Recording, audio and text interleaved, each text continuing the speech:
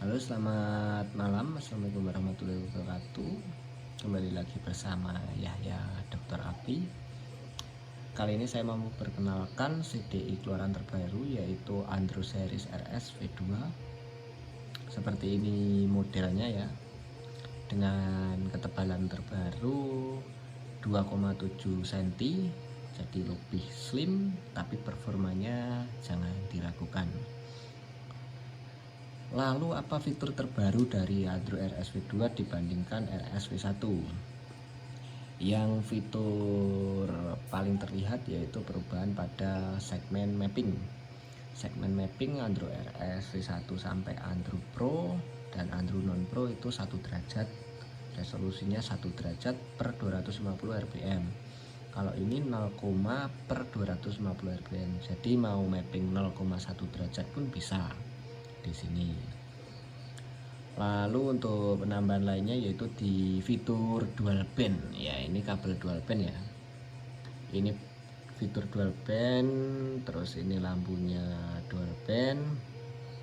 Dan untuk mapping atau memori dual band ini berdiri sendiri mulai dari limiter. Terus mappingannya berdiri sendiri, jadi untuk dual bandnya juga bisa di mapping. Karena apa? Android series dari dulu emang setiap map atau setiap memori map itu bisa di mapping limiternya sendiri-sendiri, terserah user mau di mapping limiter berapapun bisa. Lalu konfigurasi yang paling menonjol dari segi hardwarenya V2 ini adalah outputnya itu menggunakan konfigurasi pull down.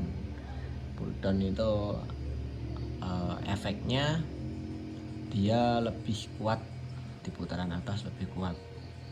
Kalau yang Android Series RS V1 Pro Non Pro itu menggunakan konfigurasi pull up. Kalau dibandingkan sih sama-sama kuat, hanya saja perbedaannya sekitar 12% lebih kuat yang pull down gitu. Karena pull down itu sekali dia switch langsung dihabiskan semua yang ada di kapasitor itu. Terus ini untuk aplikasinya juga sendiri ya, aplikasinya itu sendiri. Jadi RS V2 ada sendiri, RS V1 ada sendiri, Android Pro Non Pro ada sendiri. Jadi kita ada 3 aplikasi. Duh, saya saya mumet iki sirah. Nggak apa-apa mumet, yang penting ngopi ini dikendali. Ya seperti ini ya. Dan nggak ketinggalan fitur andalannya Android series dari dulu adalah mode Pro atau API outputnya bisa disetting di aplikasi, tetap tersemat di sini ya. Ini konfigurasi prosesornya juga 32 bit 240 MHz Extensa LX7. Jadi sangat cepat ya pembacaan sinyalnya. Terus untuk kepresisiannya timing nggak usah ditanya. Kalau untuk kepresisian timing dari dulu kita udah uji di alat tes, uji timing lag, semuanya presisi. Jadi kalau meleset ya mungkin 1 derajat itu udah wajar. Kalau meleset cuma 1 derajat, yang penting melesetnya nggak lebih dari 6 derajat. Oke, kita coba unitnya seperti apa hasil CDI ini. Karena ini nampaknya udah kering, nampaknya sih udah kering. Kita coba, ini soketnya punya E5TP ya. Nanti kalau misal untuk FU dan ya khususnya untuk FU sih yang pakai adaptor itu. Kalau untuk Shogun terus ya untuk Shogun dan kawan-kawan itu dia pakai langsung tandem, jadi tanpa adapter. Oke, kita coba hidupin. Ini mesinnya agak rewel. Nah ya kan, mesinnya agak rewel. Ini dual bandnya on, kelihatan nggak ini? Kita mundurin. Oke, kita mundurin.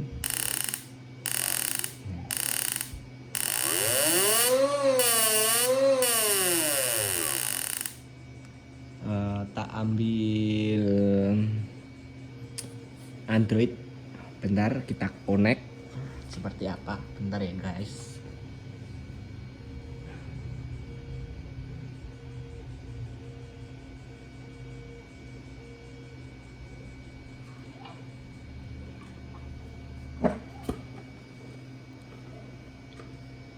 Ya, kita connect di Androidnya. Kelihatan nggak ini? Harusnya sih kelihatan.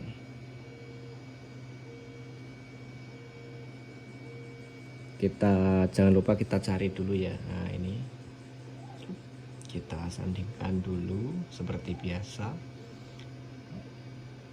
Kita sandingkan. Oke, udah tersanding Dokter Abi. Kita buka aplikasinya yang baru ini ya, Diatek RSV2. Ya, kita buka. Nah, connected. Lampu hijaunya udah nyala. Nah, ini yang aktif dual band curve. Oke, kita slash curve dual band curve, soalnya kita matikan. Nah, kelihatan ya. Ini dual band curve, kita coba setting dulu di, anggap aja di 10.000 ya. Kita setting di 10.000 dual band curve. Limiter tipnya hard. Oke, udah. Terus kita terus akar 12 off, berarti kita mapping 4.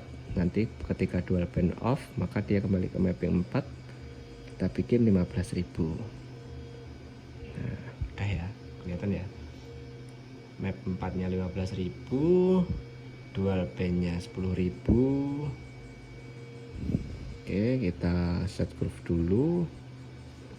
Ini aktifnya kan di dual band curve ya. Kita coba. Terus kita cabut dual bandnya, nanti aktifnya bakal pindah ke map yang aktif sebelumnya atau map yang aktif sebelum dual band. Anjir, susah teman-teman. Kenapa susah? Nah, mungkin kelihatan ya. Harusnya sih kelihatan.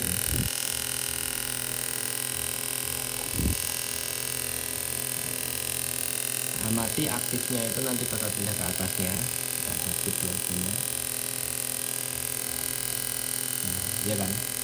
Aktifnya di map 1. Map 4. Coba kita aktifkan di map 1 ya. Kita aktifkan di map 1, map 1 aktif. Kita colok dualnya. Nah, ini kan kelihatan kan.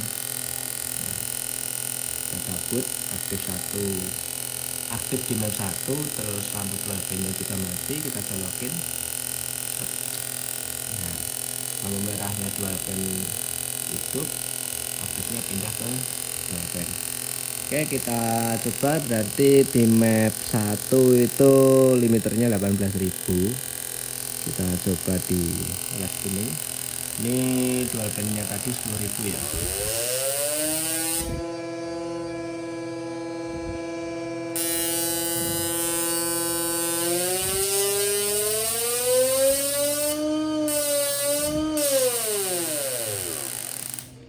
Terus kita aktifkan lagi dual band.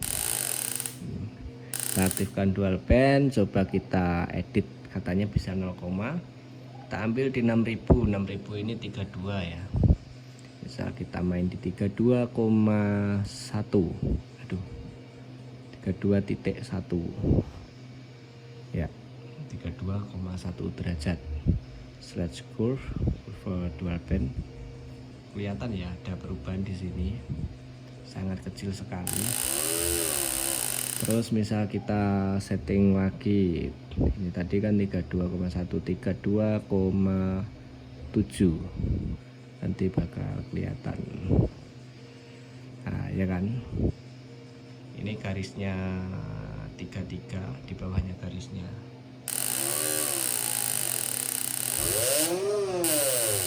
Begitu.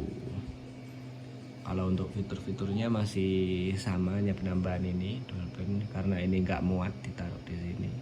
Terus rumble idle atau timing kuda, shift lag, ignition mode ini bisa normal 300 volt, kita klik ke pro 365. Terus ini unit ID, jadi kalau belum connect ini yang perlu diganti. Biasanya banyak yang masih bingung, Mas kok CDI nya nggak mau connect. Lah dicari dulu unit ID nya apa, soalnya dari sini bukan dokter api, unit ID nya DAT CDI berapa gitu.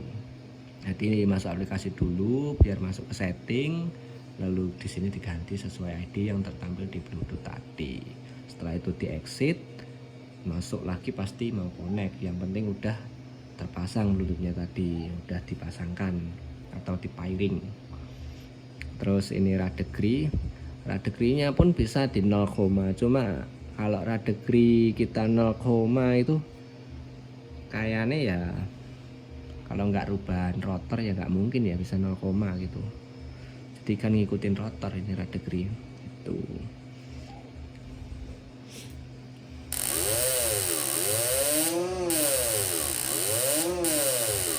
Oke, kita lihat, geser dikit, kita lihat apinya.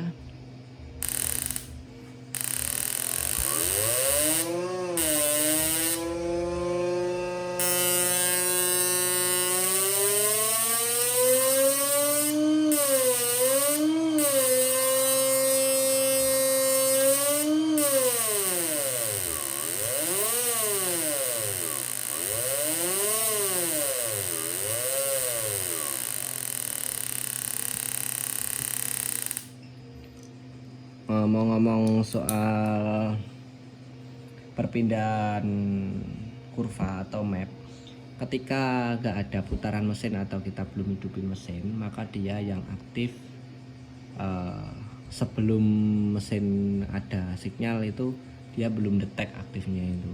Ini kan tak dual band ya, berarti aktifnya kan belum pindah ke dual band, masih di atas ini di map 1. Ketika ada sinyal sekali dia bakal pindah, aktifnya pindah sesuai ini. Kalau misal gini ya, kita cabut dual bandnya kan harusnya kembali ke map 1, tapi karena nggak ada sinyal dia belum detect. Ketika kita udah ada sinyal baru detect. Jadi untuk Android series semuanya seperti itu, jangan kaget karena dia acuannya dari sinyal. Kalau nggak ada sinyal dia belum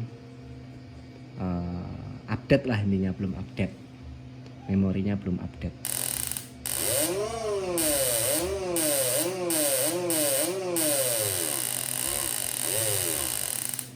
Gimana dengan yang baru ini? Apakah tertarik? Dan untuk harganya sendiri, kalau yang V2 ini untuk kita launchingkan hari ini bisa di PO, itu harganya 2 juta, tapi nggak tahu nanti kalau misal ada kenaikan harga ya. Dan tak kasih bocoran, kemarin aku habis nyeting di motor yang sama, nggak tak sebutin motornya speknya berapa, tapi yang pasti motor herek. Aku kemarin itu bawa CDI V2 yang tak bikin story kemarin, tak bawa sama yang V1, jadi spek apinya sama, terus mappingannya juga sama, hanya saja di V2 lebih smooth, bisa main di 0, jadi kayak apa ini, pedet-pedetan ini loh, lebih landai gitu. Jadi nggak ngerucut gini, lebih landai yang di V2. Titik tertingginya juga sama. Terus hasilnya itu V1 sama V2 emang sengaja untuk acuan ya, ketika saya update itu harus ada perubahan di motor. V1 itu karakternya tetap keras, di motor keras banget malah, tapi kurang geget kalau kata nih jokinya gitu, kurang geget. Nah kalau V2 itu motornya keras, geget, tapi jalan gitu.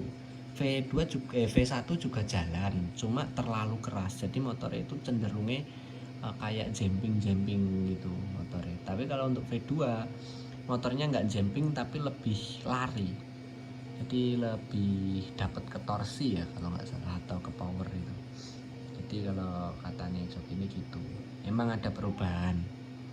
Berarti 250.000 harusnya emang worth it lah kalau ada perubahan. Jadi kalau cari keras, misal motornya kurang keras, cari keras bisa di V1. Kalau cari smooth tapi juga keras, smooth tapi juga keras, jadi dua kata yang sulit gitu ya, smooth tapi juga keras, itu di V2. Soalnya kita kan juga tes juga di motor sebelum kita launching, wajib itu dites di motor. Dan ini udah melewati tes geber 12.000 rpm 45 menit, lolos tanpa jebol inverter ya kemarin, di aman. Kalau nggak pengen anget ya jangan dipakai VDI-nya gitu, dikasih kulkas. Kalau sini pasti anget, terutama area sini. Ini adalah bagian trafo atau transformator inverter, ini bagian MOSFET, ini bagian regulator. Jadi yang panas itu area ini, tapi nggak terlalu panas sih kalau omongku. Kalau menurutku, kalau menurutku nggak terlalu panas, hanya di sekitar 45 derajat. Itu udah di 45 derajat itu udah running sekitar 12.000, sekitar 25 menit ke atas itu baru terasa, dan nggak ada penambahan suhu lagi gitu. Nggak sampai kayak solder gitu.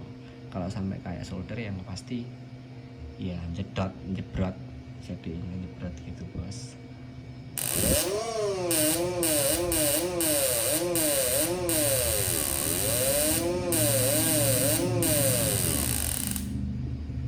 Terus yang mau order, monggo order aja ke admin. Tapi untuk di marketplace kita belum pasang ya, mungkin besok kita pasang di marketplace. Soalnya nanti mau tak foto dulu unitnya buat pajangan di marketplace-nya itu loh. Dan mungkin penjelasan singkat tapi agak jelimet ini bisa menjadi referensi, pilih yang mana, semuanya sama-sama bagus, tinggal menentukan budget ya, menentukan budget sama seleranya saja ya. Itu dipikir dulu, yang penting kita kan kasih produk. Kalau laku ya monggo, kalau nggak laku ya nggak apa-apa, berarti yang laku yang V1. Yang penting kita udah punya yang 0, dan ngomongin CDI terbaru, sebenarnya tak kasih bocoran, saya juga ada CDI baru, juga Andro series, cuma casingnya standar Shogun, single map ya, dia aktifnya di kurva 4. Jadi yang disetting di aktifnya di kurva 1 kalau nggak kurva 4. Nanti kan kelihatan waktu di connect ya.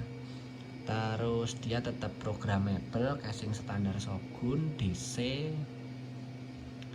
nggak ada lampu sama sekali, modelnya standar, programmable pakai Andro series yang RS, harganya sama kayak V2. Kalau mau V2 dimasukkan ke casing standar model Shogun, monggo, bisa, sangat bisa. Yang penting tinggal ngatur aja gininya loh, cuannya. Kalau untuk PCB nya udah ada sekitar 30, masih sekitar 30 PCB nya, casing standar tapi DC ya. Kalau AC kita nggak punya programmable AC, soalnya untuk ESP32 itu sangat boros daya, terutama dia pada start awal. Kalau untuk continuousnya irit sih. Yang boros itu ketika kita sudah live tuning connect seperti ini boros, tapi kalau kita pakai tanpa live tuning ya nggak terlalu boros, sudah wajar lah, soalnya kan Bluetooth juga beban gitu. Oke, segitu aja penjelasan singkat, tak sudahin ya. Moga-moga bisa menjadi pertimbangan. Sekian, assalamualaikum warahmatullahi wabarakatuh. Salam pekok.